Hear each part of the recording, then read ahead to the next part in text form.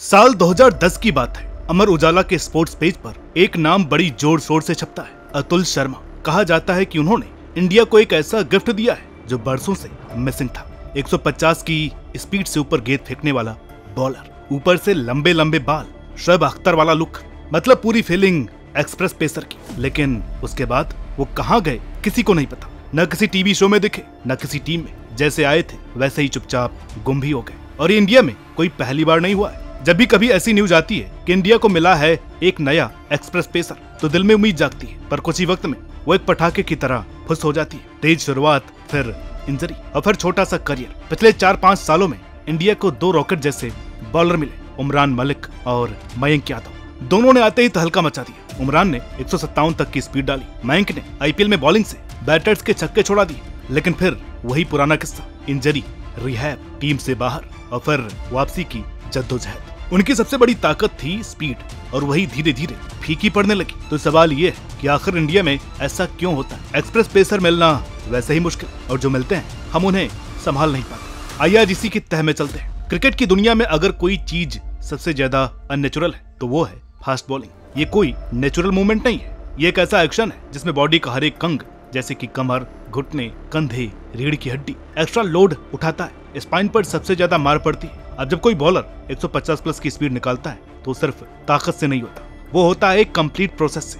Back swing, run up, last moment का hip rotation, सब कुछ मिलकर उस बॉल को रॉकेट बनाता है। अब अगर हमें समझना है कि तेज गेंदबाज इतनी जल्दी इंजरी का शिकार क्यों होते हैं, तो थोड़ा अंदर झांकना पड़ेगा। देखिए, हर बार जब कोई बॉलर जब लंबे स्पेल फेंकता है तो हर बॉल पर जो झटका रीढ़ की हड्डी झेलती है वो वहाँ पर माइक्रो फ्रैक्चर बना देती है, छोटे छोटे क्रैक्स। अब जब तक बॉलर को पूरा रेस्ट नहीं मिलता, ये क्रैक्स बढ़ते जाते हैं और फिर एक दिन बॉलर या तो स्ट्रेचर पर दिखता है या स्कैन रिपोर्ट में स्पाइनल इंजरी के साथ। जसप्रीत बुमराह हमारे सामने ताजा केस है, वो भी इंजरी के उसी चक्रव्यूह में फंसे थे। अब कुछ लोग सोचते हैं शायद इन बॉलर्स की फिटनेस ही सही नहीं होगी या फिर ये खुद ही लापरवाही करते होंगे, पर भाई सच ये है कि ये सब उनकी पर्सनल गलती नहीं है। इसके पीछे एक बहुत बड़ी प्रॉब्लम है, सिस्टम लेवल की दिक्कत। क्या हो प्रॉब्लम, आइए एक एक करके डिस्कस करते हैं। पहले एक वक्त था जब अप्रैल का महीना थोड़ा सुकून वाला होता था, प्लेयर्स की बेटर रिकवरी हो जाती थी। टाइम्स ऑफ इंडिया ने भी एक आर्टिकल में लिखा था कि बॉलर्स को रुकने का मौका मिलता था। लेकिन अब आईपीएल ने उस खाली विंडो को भी खोल कर दिया है। अब खिलाड़ी को पूरा साल बैक टू बैक परफॉर्म करना पड़ता है। यहाँ तक कि फिरंगी खिलाड़ी भी आईपीएल के लालच में चैंपियंस ट्रॉफी तक छोड़ने के लिए तैयार थे। लेकिन जब आईपीएल से ठीक पहले और आईपीएल के बाद कोई बड़ी नेशनल ड्यूटी हो और आपको आईपीएल में करोड़ों में खरीदा गया, तो आपको एक न एक नेशनल ड्यूटी छोड़नी पड़ती है। लेकिन अगर ऐसा नहीं होता तो फिर हो गया बंटाधार। लगातार 5 से 6 महीने की क्रिकेट, लंबे स्पेल, फील्डिंग, गेम स्ट्रेस, यह मिलकर बुमराह जैसे खिलाड़ी को 5 टेस्ट भी लगातार नहीं खेलने देते। दूसरी बड़ी दिक्कत है बैलेंस बिगड़ा हुआ ट्रेनिंग सिस्टम। आजकल कई एक्सपर्ट्स ये कहते दिखते हैं कि हमारे पेसर्स जिम में ज्यादा वक्त बिता रहे हैं और नेट्स में कम। अब देखिए, जिम में जाना गलत नहीं है, फिटनेस जरूरी है, इसमें कोई शक नहीं है। लेकिन अगर कोई एक्सप्रेस पेसर सिर्फ जिम में बॉडी बना रहा है और क्रिकेट स्पेसिफिक ट्रेनिंग यानी कि net bowling, run up conditioning, spine strength ये सब नहीं कर रहा, तो इंजरी का रिस्क डबल हो जाता है। शरीर बाहर से दिखेगी फौलादी, लेकिन अंदर से वो कमजोर पड़ सकती है। तो इसका क्या सॉल्यूशन है? क्या इंडिया कभी अपने एक्सप्रेस पेसर को सही से संभाल पाएगा? क्या उमरान और मयंक जैसे टैलेंट को हम लंबा खेलते देख पाएंगे? इसका जवाब तभी मिलेगा जब हम सिस्टम को रिस्ट्रक्चर करें। पेसर्स को सिर्फ टैलेंट से नहीं, साइंटिफिक तरीके से मैनेज करें। वर्कलोड मॉनिटरिंग हो, रोटेशन पॉलिसी सख्ती से लागू और नेट ट्रेनिंग को जिम जितनी ही तवज्जो मिले। वरना हर बार एक नए बॉलर की स्पीड देखकर जो दिल में उम्मीद जगती है वो बार बार टूटेगी।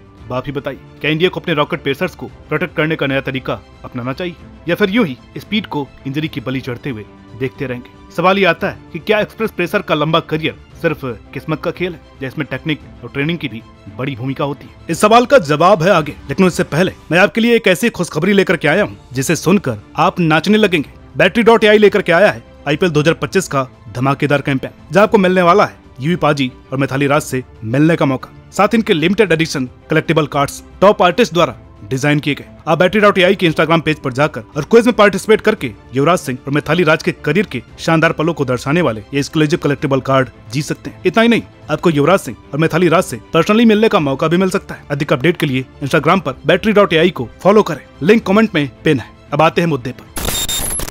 देखिए, हमारे यहाँ बहुत से ऐसे एक्सप्रेस पेसर निकलते हैं जो अपने करियर की शुरुआत बिना किसी प्रोफेशनल गाइडेंस के ही कर देते हैं। मैदान पर दोस्तों के साथ गेंदबाजी करते करते वो अपनी नेचुरल पेस तो निकाल लेते हैं, लेकिन उस रफ्तार की कीमत उनके जिस्म को चुकानी पड़ती है, खासकर कमर और कंधे को। अब क्योंकि शुरू से ही इनको किसी ने नहीं बताया कि सही एक्शन क्या होता है, सही बायोमैकेनिक्स क्या होते हैं, तो जो एक्शन बचपन से डालते आ रहे हैं वही उनके अंदर सेट हो जाता है। फिर जब तक वो प्रो लेवल पर पहुंचते हैं तब तक उस एक्शन को बदलना बहुत ही मुश्किल हो जाता है। अगर कोई कोशिश करता भी है तो स्पीड कम होने का डर हर वक्त मन में बना रहता है। अब जरा दुनिया की तरफ नजर डालते हैं। कुछ किस्से हमें सचेत करते हैं और कुछ हमें इंस्पायर करते हैं। ब्रेट ली 9 साल का इंटरनेशनल करियर, 76 टेस्ट और 221 वनडे। शोएब अख्तर 10 साल में 46 टेस्ट और 163 वनडे। डरेन गफ 9 साल में 58 टेस्ट और 159 वनडे। इन सब ने अपने करियर में कई बार चोटें झेली, लेकिन इसके बावजूद अपनी एक्सप्रेस पेस को इंटरनेशनल लेवल पर करीब 1 दशक तक कायम रखा। यानी सिर्फ स्पीड नहीं, स्टेमिना और डेडिकेशन भी इनमें कमाल का था।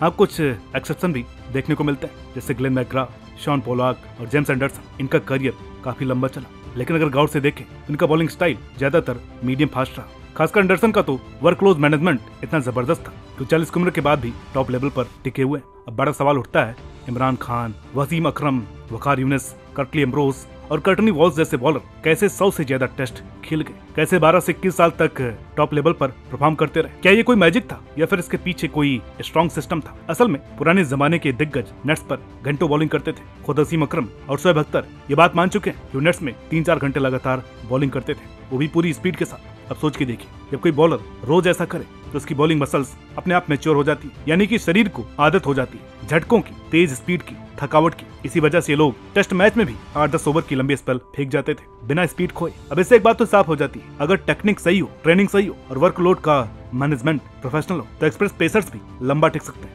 मतलब सिर्फ टैलेंट काफी नहीं होता, उसे सही शेप देने वाला कोच, ट्रेनिंग सिस्टम और मैच्योर प्लानिंग जरूरी होती है।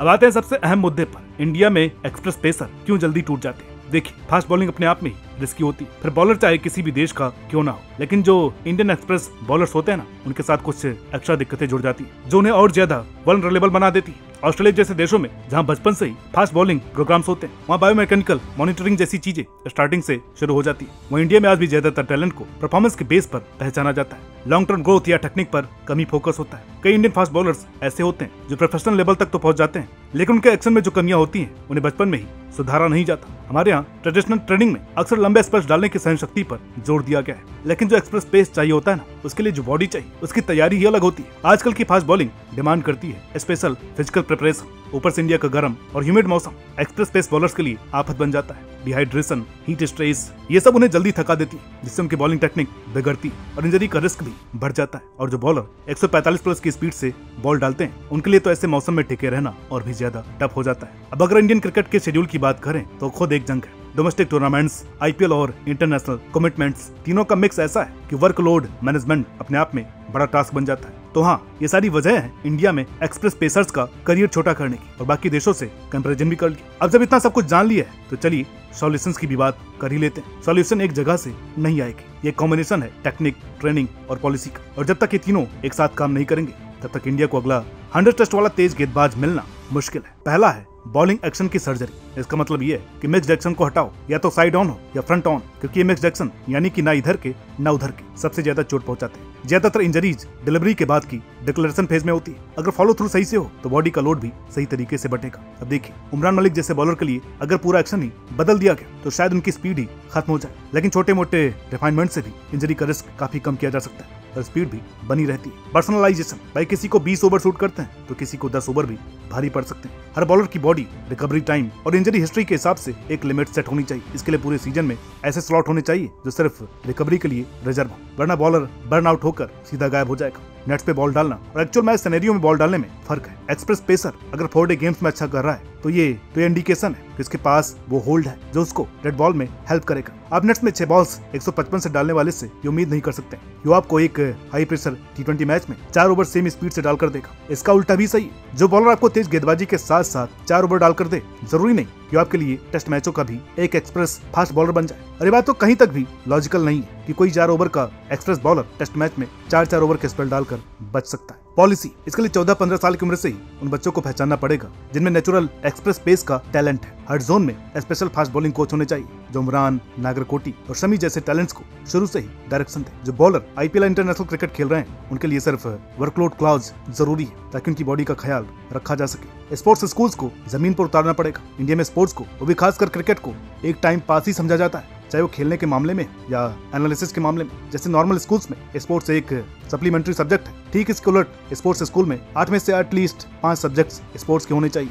वरना दिक्कत यही रहेगी और हमेशा रहेगी कि पहले एक बच्चा अपने स्कूल आवर्स पूरा करेगा, उसके बाद जाकर उसको क्रिकेट ट्रेनिंग सेंटर में जाने का मौका मिलेगा। सोचिए अगर सिनेरियो इसका उल्टा हो जाए कि वह बच्चा जो क्रिकेट के लिए जुनूनी अच्छा खेलता है, वह सुबह 9 बजे क्रिकेट ट्रेनिंग के लिए जाता है, बेसिक ट्रेनिंग लेता है 3 घंटे की, और उसके बाद 2 घंटों में उसको कुछ चीजें और पढ़ाई जाती है जो क्रिकेट से ही रिलेटेड है, और उसके बाद 2 घंटे उसकी स्कूल क्लासेस चलती है। अब हम आखिर में यही कहेंगे कि ये कुछ वो चीजें जिन पर गौर करने की जरूरत है। अब आप में से कुछ लोग कहेंगे कि आप अपने आप को बहुत बड़ा ज्ञानी लगाते हो क्या, इतना सब कुछ बकवास कर दिया। तो अब बारी आपकी है, कमेंट बॉक्स में आप बताइए कि हमारे फास्ट बॉलिंग सिस्टम को सुधारने के लिए क्या क्या करने की जरूरत है। बाकी हमारी बातें अगर आपको अच्छी लगी हो, वीडियो अच्छी लगी हो तो इसे लाइक कीजिएगा, शेयर कीजिएगा। चैनल पर नए तो प्लीज इसे सब्सक्राइब करना मत भूलिएगा। मिलते हैं आपसे अगली वीडियो में, तब तक के लिए नमस्कार।